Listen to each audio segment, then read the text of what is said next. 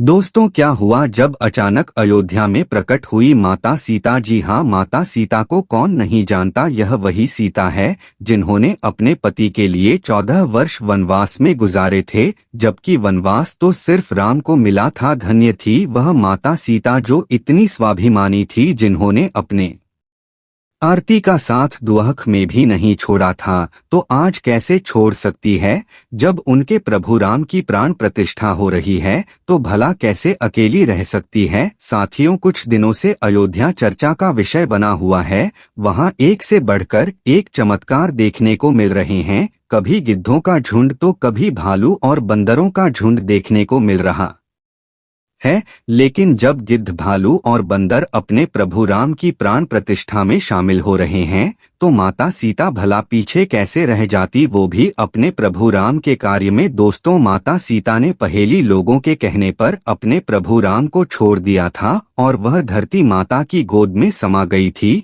लेकिन जैसे ही उन्हें पता चला कि प्रभु राम अयोध्या आ रहे हैं तो वह दौड़ती हुई चली आई अपने प्रभु से मिलने। अब दोस्तों, आपके दिमाग में एक बात जरूर आ रही होगी कि प्राण प्रतिष्ठा क्या होती है। तो आपको बता दूं, प्राण प्रतिष्ठा का मतलब होता है दोबारा शरीर को जीवित अवस्था में लाना। तो चलिए आगे बढ़ते हैं। अब बात करते हैं चिरंजी के बारे में, जिनमें सबसे पहले नाम आता है हनुमान का और दूसरा नाम आता है विभीषण का। ये दोनों लोग अजर अमर थे। विभीषण प्रभु राम के बड़े भक्त थे। जब हर कोई प्रभु राम से मिलने अयोध्या पहुंच रहा है तो भला वो पीछे क्यों रह जाते। जी हाँ दोस्तों, यह घटना अयोध्या नगरी की है जो हाल फिलहाल ही हुई है। पिछले कुछ दिनों से हम सभी सुनते आ रहे हैं कि जब से राम मंदिर उद्घाटन का कार्य जितना समीप आ रहा है, वैसे वैसे ही एक बड़ी से एक घटनाएं भी सामने आ रही है। जिसमें सर्वप्रथम गिद्धों के झुंड की घटना सामने आई थी, उसके बाद वानरों के झुंड की और उसके बाद भालू के झुंड की घटना हमारे सामने आई थी। लेकिन अब जो घटना सामने आई है वह बहुत ही अविश्वसनीय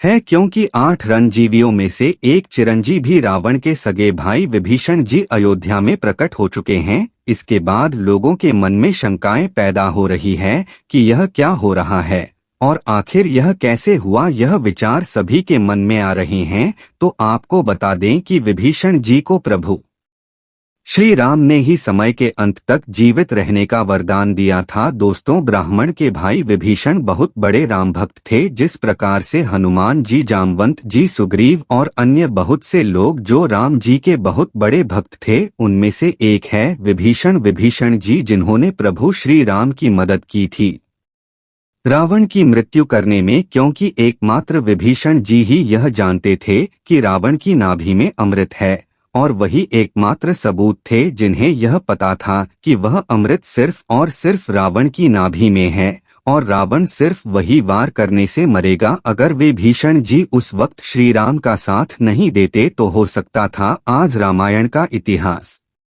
कुछ और होता। दोस्तों, महर्षि विश्रवा को असुर कन्या टैक्सी के सहयोग से 3 पुत्र हुए जो कि रावण, कुंभकर्ण और विभीषण थे। विभीषण विश्रवा के सबसे छोटे पुत्र थे। विभीषण बचपन से ही धर्मपरायण और भगवान का भक्त था। विभीषण की पत्नी का नाम शर्मा और उसकी बेटी का नाम जुटा था। एक बार तीनों भाइयों ने बहुत दिनों तक कठोर तपस्या करके ब्रह्मा जी को प्रसन्न कर लिया। ब्रह्मा ने प्रकट होकर तीनों से वर मांगने के लिए कहा। रावण ने अपने महत्वाकांक्षी स्वभाव के अनुसार ब्रह्मा जी से त्रैलोक्य विजयी होने का वरदान मांगा। कुंभकर्ण ने इंद्रासन की जगह गलती से निंद्रा स्थान मांग लिया, इसलिए वह वर्ष में बस 1 दिन के लिए ही जाता था। अंत में विभीषण ने उनसे भगवत भक्ति की याचना की। तपस्या से लौटने के बाद रावण ने अपने सौतेले भाई कुबेर से सोने की लंका पुरी को छीनकर उसे अपनी राजधानी बनाया और ब्रह्मा के वरदान के प्रभाव से त्रैलोक्य विजयी बना। वे भीषण भी रामन के साथ लंका में रहने लगे। रावण ने जब सीता जी का हरण किया तब वे भीषण पराई स्त्री के हरण को महापाप बताते हुए सीता जी को श्री राम को लौटा देने की सलाह देकर हमेशा धर्म की शिक्षा देते थे। लेकिन रामन उसकी एक नहीं सुनता था। अंत में रावण ने उसे लंका से निकाल दिया। दोस्तों, जब हनुमान जी सीता की खोज करते हुए लंका में आए, उन्होंने श्री राम नाम से अंकित भी मिशन का घर देखा। घर के चारों ओर तुलसी के वृक्ष लगे हुए थे। सूर्योदय के पूर्व का समय था। उसी समय श्री राम नाम का स्मरण करते हुए वे भी शरण जी की निद्रा भंग हुई। राक्षसों के नगर में श्री राम भक्त को देखकर हनुमान जी को आश्चर्य हुआ। दो राम भक्तों का परस्पर मिलन हुआ। हनुमान जी ने उनसे पता पूछकर अशोक वाटिका में माता सीता का दर्शन किया। जब हनुमान जी लंका का दहन कर रहे थे तब उन्होंने अशोक वाटिका को इसलिए नहीं जलाया क्योंकि वहां सीता जी को रखा गया था। दूसरी ओर उन्होंने विभीषण का भवन इसलिए नहीं जलाया क्योंकि विभीषण के भवन के द्वार पर तुलसी का पौधा लगा था। भगवान विष्णु का पावन चिन्ह शंख चक्र और गाड़ा भी बना हुआ था। सबसे सुखद तो यह है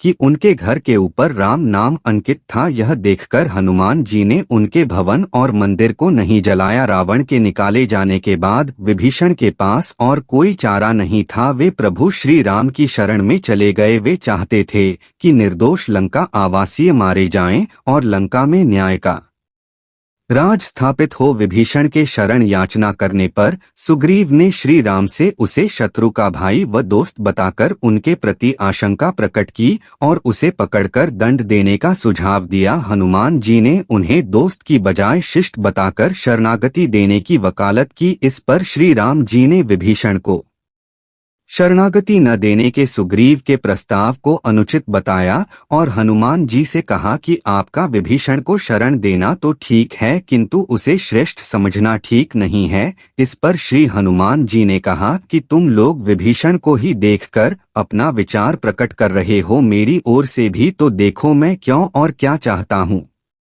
कुछ देर हनुमान जी ने रुककर कहा, जो एक बार विनीत भाव से मेरी शरण की याचना करता है और कहता है मैं तेरा हो उसे मैं अभयदान प्रदान कर देता हूँ। यह मेरा व्रत है, इसलिए विभीषण को अवश्य शरण दी जानी चाहिए। दोस्तों, विभीषण का एक गुप्त था जिसका नाम अनल था। उसने पक्षी का रूप धारण कर लंका जाकर रावण की रक्षा व्यवस्था तथा सैन्य शक्ति का पता लगाया और इसकी सूचना भगवान श्री राम को दी थी। विभीषण ने ही राम को कुंभकर्ण, मेघनाद और रावण की मृत्यु का रहस्य बताया था। भगवान श्री राम ने विभीषण को लंका का नरेश बनाया और अजर अमर होने का वरदान दिया। विभीषण जी सप्त चिरंजीव में एक हैं और अभी तक विद्यमान हैं। विभीषण को हनुमान जी की तरह चिरंजीवी होने का वरदान मिला है। वे भी आज सशरीर जीवित हैं। इंद्रादि देवताओं के बाद धरती पर सर्वप्रथम विभीषण ने ही हनुमान जी की शरण लेकर उनकी स्तुति की भी। विभीषण ने हनुमान जी की स्तुति में एक बहुत ही अद्भुत और अचूक स्तोत्र की रचना की है।